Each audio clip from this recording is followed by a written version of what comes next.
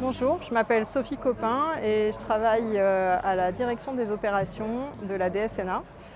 Je suis directrice du programme FIC, donc les centres d'information de vol et réorganisation du contrôle d'approche. Depuis toute petite, j'étais passionnée par les avions. Voilà, je rêvais de travailler dans l'aviation. J'ai passé différents concours de l'ENAC, l'École nationale de l'aviation civile. Je suis rentrée donc comme ingénieure du contrôle de la navigation aérienne, donc le contrôle aérien. J'ai travaillé une dizaine d'années en région parisienne, au centre de contrôle régional de Paris-Athis-Mons. J'ai travaillé à l'ENAC, j'étais responsable de la formation des contrôleurs aériens. C'est une formation qui est européenne, qui est très normée. Voilà, donc travailler sur les règlements européens qui la cadrent.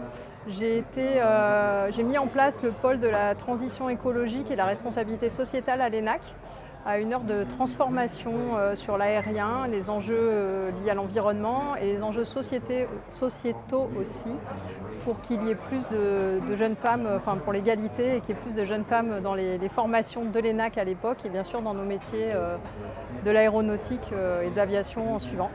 C'est un métier de passion, donc moi je peux que conseiller aux jeunes filles de découvrir et puis après d'aller oser poser des questions, demander des conseils à des femmes peut-être un peu plus âgées, aux étudiantes aussi sur les parcours. Il y a plein de parcours en fait pour arriver à travailler dans l'aérien, que ce soit pour être pilote, pour travailler dans l'aéronautique, dans l'ingénierie, tous les métiers techniques qu'on ne connaît pas.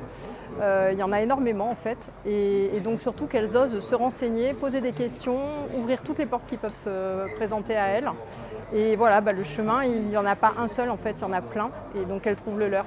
Une voie particulière, c'est sûr que l'École nationale de l'aviation civile, elle offre plein de possibilités, que ce soit pour être pilote de ligne, pour être contrôleur aérien, pour travailler dans l'ingénierie, par apprentissage, tous les métiers aussi de technicienne de l'aéronautique. Donc voilà, présenter les concours de l'ENAC, présenter aussi tout ce qui peut être sur dossier. Et on peut rentrer au niveau bac, bac plus 1, bac plus 2, bac plus 3, bac plus 5 pour les masters spécialisés. Donc je pense qu'il y a plein de façons d'accéder à l'ENAC et derrière d'ouvrir tous les possibles dans l'aviation civile.